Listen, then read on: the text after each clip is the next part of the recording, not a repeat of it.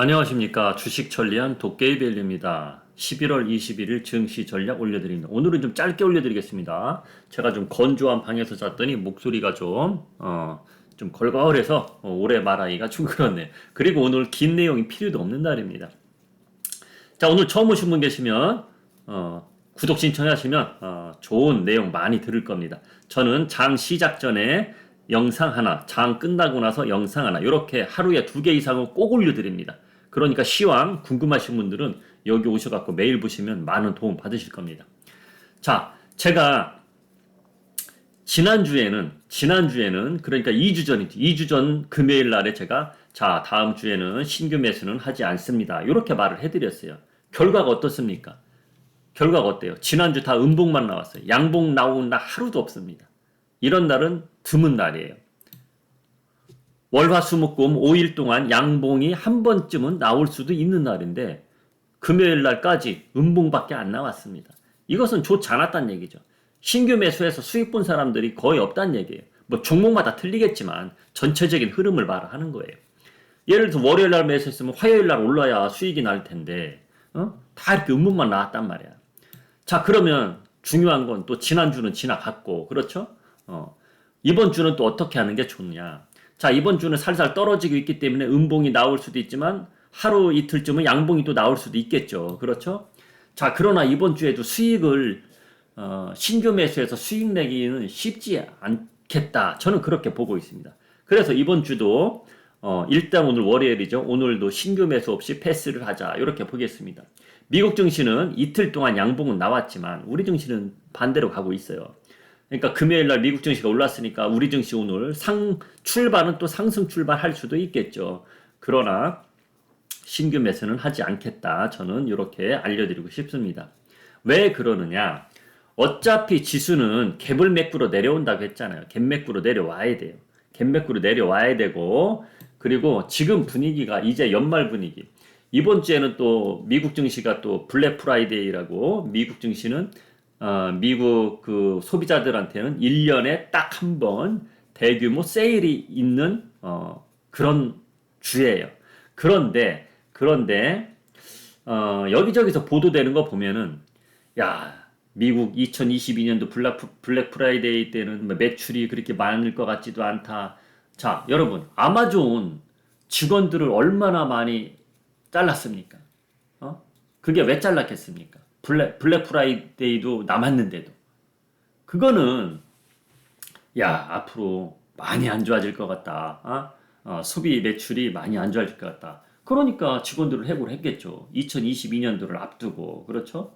분위기가 좀, 이 소매 매출도 분위기가 좀 안 좋다는 거예요. 그런 분위기를 알고 가셔야 됩니다. 지금 신규 매수하면, 내가 고점에 좀 샀네. 이런 말을 들을 수도 있는 그런 구간이에요. 그러니까 좀 침착하게, 릴렉스하게 보자. 급하게 덤비지 말자. 이것을 알려드리고 싶습니다. 오늘 증시 아침에 상승 출발한다 해서 흥분하지 마시고 침착하게 보자. 답은 그겁니다. 자, 이런 때는 그럼 어떤 종목들이 움직이느냐? 테마성 움직임이 움직일 수밖에 없죠. 그렇죠? 테마성 움직임 힌트 드리기 전에 그래도 주말 휴일 동안 어떤 일이 있었는지 한번 보여드리겠습니다. 자, 이런 뉴스가 있죠. 젤렌스키 러시아 단기 휴전 모색. 러시아 측에서는 야, 단기 휴전 모색을 하고 있는데 젤렌스키가 이렇게 말했어요. 야, 니네 단기 휴전하면서 니네 힘 모으려고 그러지? 야, 그런 말 하지도 마. 뭐 이런 식으로 대응을 했다. 그렇게 보시면 되는 겁니다. 그러니까 뭐 휴전 이야기가 나왔다고 해서 무슨 뭐 휴전하는가 뭐 이런 쪽은 아니라는 거 아직은 그걸 알고 가시고, 또 이런 뉴스가 있습니다. 테슬라 후미 등 오작동의 미국서 32만 대 1,000대 리콜, 이런 이야기가 있습니다.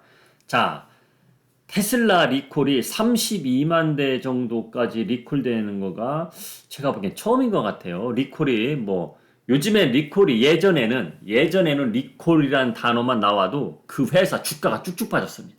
그런데 요즘은 안 그래요. 왜? 조금만 잘못 있어서 야, 우리가 리콜해갖고 고쳐줄게. 이게 기본적으로 돼 있기 때문에. 그런데 예전에는 안 그랬어요. 예전에 어떤 일이 있었냐면 오바마 시절에 도요타 자동차, 그러니까 렉서스죠. 렉서스 자동차 2만 대 리콜. 2만 대. 20만 대도 아니에요. 2만 대 리콜. 그게 나왔는데 렉서스 주가가, 도요타 주가가 그냥 폭락이 나왔거든요. 근데 요즘은 그렇진 않다. 그래도 뉴스가, 이런 뉴스 나왔으니까 참고하셔라. 요즘 전기차 여기저기 엄청 많이 나오지 않습니까?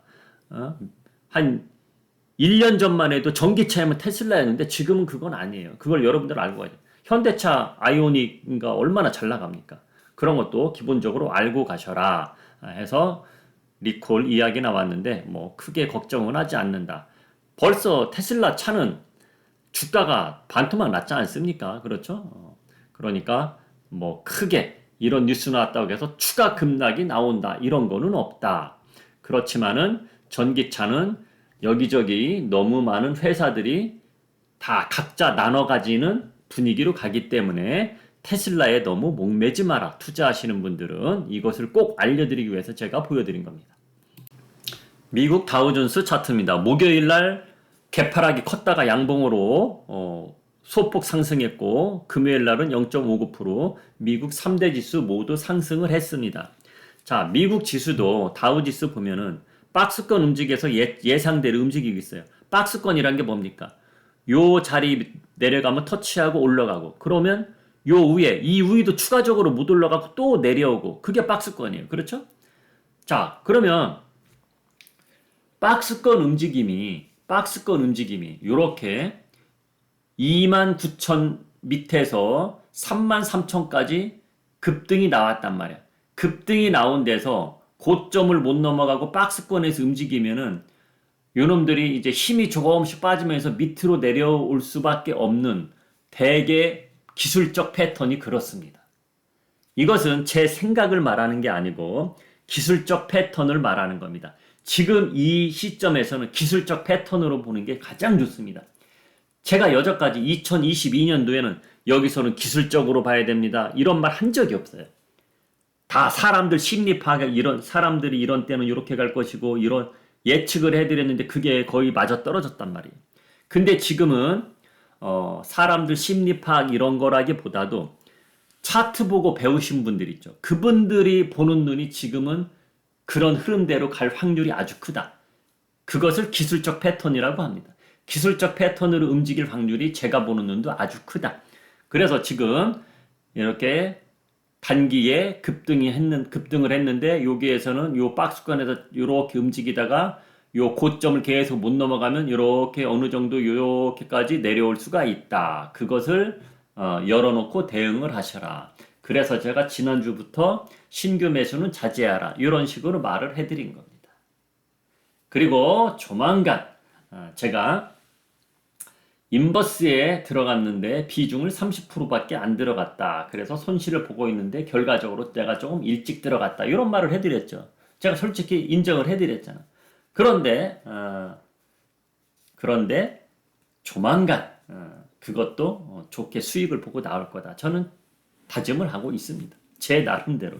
뭐 판단은 여러분들이 알아서 하시는 거고 힌트만 드린 거고. 자, 그러면은 이런 증시에서는 우리나라 증시가 이제 테마성 움직임들이 클 텐데 어떤 종목들이 움직일 거냐?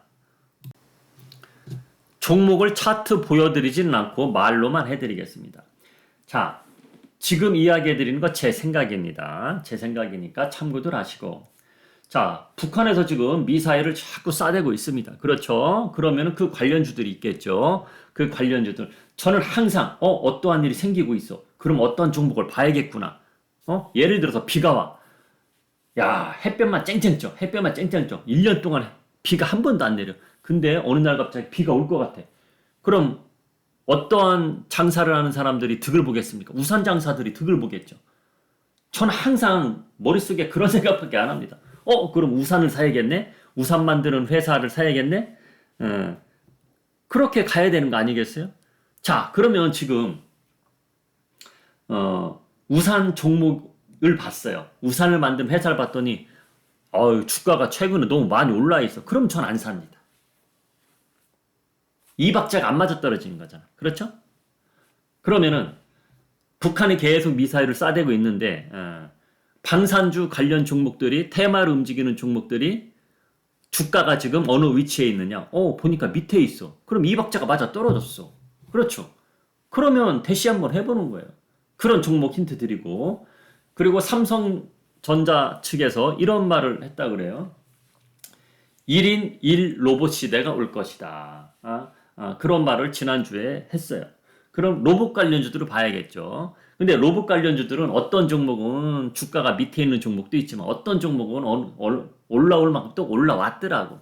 그래서 좀 애매하긴 한데 로봇 관련주들도 테마성으로 움직일 확률이 크다.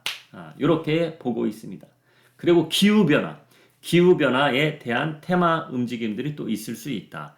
그런데 로봇 관련주와 이 기후변화 테마 종목들은 번쩍일 수도 있기 때문에 치고 빠지기가 힘들 수도 있다. 그래서 방산 관련주 중에 중소형주들 그런 종목들 잘 매수 타이밍 잘 잡았다가 어느 날 갑자기 급등을 하면 그때 딱 팔고 나오면 괜찮을 것이다. 저는 이렇게까지만 오늘 힌트 드리고 싶습니다. 제가 종목을 딱 집어서 보여드리기엔 오늘 시간이 너무 짧습니다. 제가 목 상태가 별로이기 때문에 지금 8시 전에 업로드를 시켜드리려면 지금 빨리 마감을 해야 되기 때문에 오늘 마감 끝나고 만약에 오늘 그 종목들이 안 움직였다. 그럼 오늘 마감 영상에서는 조금 자세하게 올려드리겠습니다.